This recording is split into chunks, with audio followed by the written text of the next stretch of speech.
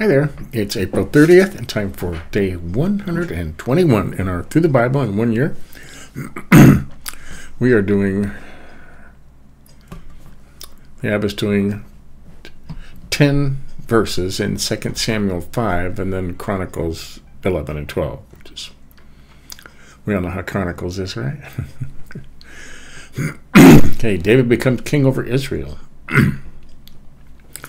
All the tribes of Israel came to David at Hebron and said, We are your own flesh and blood. In the past, while Saul was king over us, you were the one who led Israel on their military campaigns. And the Lord said to you, You will shepherd my people of Israel, and you will become their ruler. When all the elders of Israel had come to King David at Hebron, the king made a covenant with them at Hebron before the Lord, and they anointed David king over Israel. David was 30 years old when he became king, and he reigned for 40 years. Wow. In Hebron, he reigned over Judah 7 years and 6 months, and in Jerusalem, he reigned over all Israel and Judah for 33 years. David conquers Jerusalem. The king and his men marched to Jerusalem to attack the Jebusites who lived there. The Jebusites said to David, You will not get in here. Even the blind and lame can ward you off. They thought, David cannot get in here. Nevertheless, David captured the fortress of Zion, which is the city of David.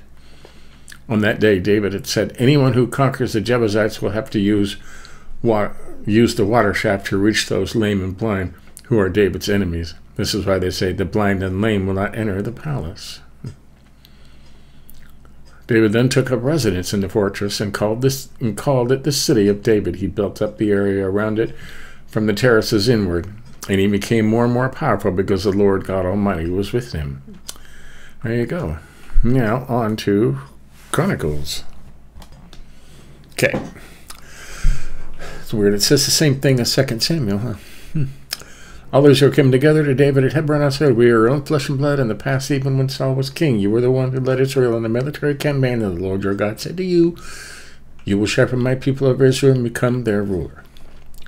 When all the elders of Israel came to King David at Hebron, he made a covenant with them at Hebron before the Lord, and they anointed David king over Israel. That's word for word, as the Lord had promised through Samuel. David conquers Jerusalem. This is weird, huh? David and all the Israelites marched to Jerusalem. That is Jebus. The Jebusites who lived there said to David, You will not get in here. Nevertheless, David captured the fortress of Zion, which is the city of David. David had said, Whoever leads the attack on the Jebusites will become commander-in-chief. Joab, son of Zeruiah, went up first, so he received the command. David then took up residence in the fortress, and so it was called the city of David. He built up the city around it from the terraces to the surrounding wall, while Joab restored the rest of the city. And David became more and more powerful because the Lord Almighty was with him. David's mighty warriors. These are the chiefs of David's mighty warriors. They, together with all Israel, gave his kingship strong support to extend it over the whole land as the Lord had promised. This is a list of David's mighty warriors. Are you ready? Jashobim, Hakmonite, were the chief officers. He raised his spear against 300 men, whom he killed in one encounter. Next to him was Eleazar, son of Dodai, the Ahohite. Wow. I love these names. One of 3 mighty warriors. He was with David at Daspamon when the Philistines gathered there for battle. At a place where there was a field full of barley, the troops fled from the Philistines, but they took their stand in the middle of the field. They defended it and struck the Philistines down, and the Lord brought about a great victory. Three of the 30 chiefs came down to David to the rock at the cave of Adullam, and the band of Philistines was encamped in the valley of Rephaim. At that time David was in the stronghold, and the Philistine garrison was at Bethlehem. David longed for water and said, Oh, that someone would give me a drink of water from the well near the gate of Bethlehem. So the 3 broke through the Philistine lines and drew water from the well near the gate of Bethlehem and carried it back to David. But he refused to drink it. Instead, he poured it out to the Lord. God forbid that I should do this, he said. Should I drink the blood of these men who went to risk their lives because they risked their lives to bring it back? David would not drink it. Such were the exploits of the 3 mighty warriors. Yeah. Abishai, the brother of Joab, was chief of the three. He raised his spear against 300 men whom he killed, and so he became as famous as the three. He was doubly honored above the three and became their commander, even though he was not included among them.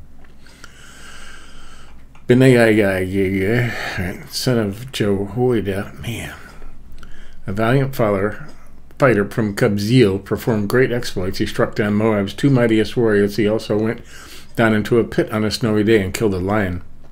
And he struck down an Egyptian who was 5 cubits tall. That's tall, okay? Cubits about 18 inches, I believe. So that's 100 inches. So that's about 8 feet tall. Yeah, about. Although the Egyptian had a spear like a weaver's rod in his hand, Benaiah went against him with the club. He snatched the spear from the Egyptian's hand and killed him with his own spear. Such were the exploits of Benaiah and Jedidiah, and he too was famous as the three mighty warriors. He was held in great honor than any of the 30, greater honor than any of the 30, but he was not included among the three. And David put him in charge of his bodyguard. Oh, here's the names. The mighty warriors were Ashel, brother of Joab, Elon, son of Dodo in Bethlehem, Shammah the Hararite, Helez the Pelonite, Era, son of Jeketh from Joah, Abizar from Abana, Shabiki the Hushathite, Eli the Ahohite, Mariah the Netophathite, Hela the son of Bana the Netophathite, Eli son of Rai from the Gibeon of Benjamin, Benaniah from Perothonite, Hariah from the ravines of Gash, Abiel the Arbathite, Azimeth the Barumite, Eliabah the Shaelobonite. Man, I hate this. The sons of Hashem the Gizonite, Jonathan son of Shagi the Hazarite, Alaham Sakar of Sarazite, Eliphar son of Hefer son of Mekathite, Ahijah the Pelonite, Hezrah the Carmelite, Nezra the son of Abzai, Joel the brother of Nathan, Mibar son of Hagri, Zelek the Ammonite, Nahari the Betherite, the armor-bearer of Joab son of Jerusalem, Era the Ithrite, Gareb the Ithrite, Uri the Hittite, Zebab the Ohelai, son of, Adinah son of Shizah the Reubenite, who was the chief of the Reubenites, and the 30 men with him, Hannah son of Maacah, Josephite the Methite, Uzziah the Ashtrathite, I'm not going to say that, Shammah and Zelil, sons of Hopham and Ararite, Jediel, son of Shimri, his brother Jehoiada, Eliel the Mahavite, Jeribbe and Josephiah, the sons of Elnaam, Ethaiah, the Moabite, Israel of Abiel, the Muslim. Wow. Help me, Lord. Warriors joined David. We got a whole chapter to go. Wow.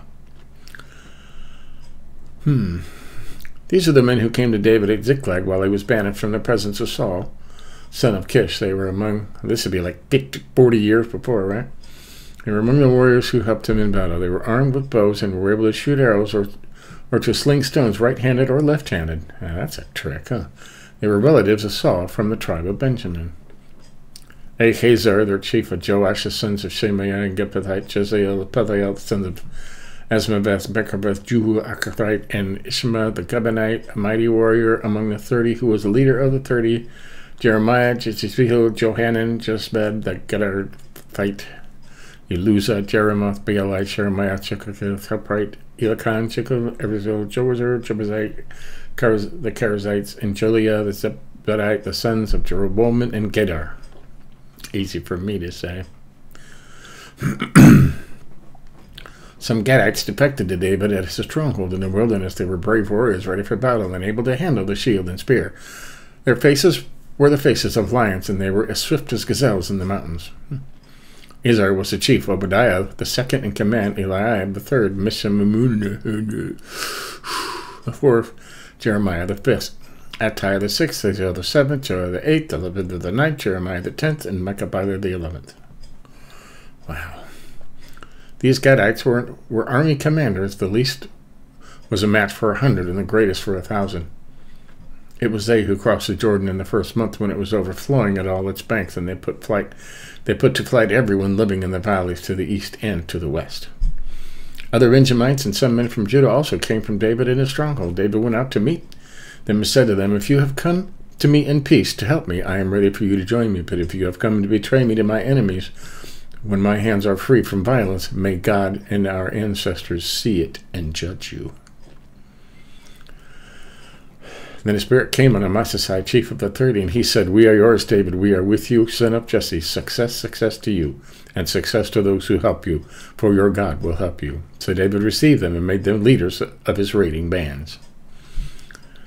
Some of the tribe of Manasseh defected to David when he went with the Philistines to fight against Saul. He and his men did not help the Philistines because after consultation their ruler sent him away. They said, "It will cost us our heads if he deserts to his master Saul." When David went to Ziklag, these were the men of Manasseh who defected with him. Are you ready? Adnah, Jozabad, Jadaleel, Michael. Oh, Michael, I can say that, huh? Jozabad, another Jozabad, Elihu, Zelathai, leaders of units of 1,000 in Manasseh. They helped David against the raiding bands, for all of them were brave warriors, and they were commanders in his army. Day after day, men came to help David until he had a great army like the army of God. Wow. Wait a minute. Great and mighty army. Now, where was I at? Why did it do that? It usually just puts it down below it here. Others joined David at Hebron. Man, are you getting all this? There'll be a test. Not really. These are the numbers of men armed for battle who came to David at Hebron to turn Saul's kingdom over to him, as the Lord had said. From Judah, carrying the shield and spear, 68 armed for battle, 100 armed for battle. From Simeon, warriors ready for battle, 7,100. From Levi, 4,600, including Jehoiada, leader of the family of Aaron, with 3,700 men. And Zadok, a brave warrior, with 22 officers from his family. From Benjamin, Saul's tribe, 3,000, most of whom had remained loyal to Saul's house until then. From Ephraim, the brave warriors famous their house, 20,800. From the half-tribe of Manasseh, designated by name to come to make David king, 18,000. From Issachar, men who understood the times and knew that Israel should do, 200 chiefs with all their relatives in their command. From Zebulun, experienced soldiers prepared for battle and every type of weapon to help David with undivided loyalty, 50,000. From Naphtali, 1,000 officers, together with 37,000 men carrying shields and spear. From Dan, ready for battle, 28,600. From Asher, experienced soldiers prepared for battle, 40,000. And from the east of Jordan, from Reuben, Gad, and the half-tribe of Manasseh, armed with every type of weapon, 120,000. All of these are fighting men who volunteered to serve in their ranks. They came to Hebron, fully determined to make David king over all Israel. All the rest of the Israelites were also of one mind to make David king. The men spent 3 days there with David, eating and drinking, for their families had supplied provisions for them. Also their neighbors from far away as Issachar, Zebulun, and Naphtali came bringing food on donkeys, camels, mules, and oxen. There were plentiful supplies of flour, figs, cake, raisin cakes, wine, olive oil, cattle, sheep, for there was joy in Israel. Wow. Now, can you imagine being in the seminary and having to do a final exam on Chronicles? I can't even imagine. Right? You know, they would ask you, from how many warriors from Simeon were ready for battle? And you had to, even multiple choice. I couldn't remember any of that. Wow, that's wild. That's a lot of names. That's a lot of people. What's tomorrow? More Psalms. Look, it's one Psalm tomorrow. That's strange. For May 1st, it's one Psalm, and it's very short. Only 3 verses. Well, tomorrow will be short, won't it? That's amazing. So, until tomorrow, we will get back into it. A very short Psalm for tomorrow. It's very strange, but today was long enough, wasn't it? So, there you go.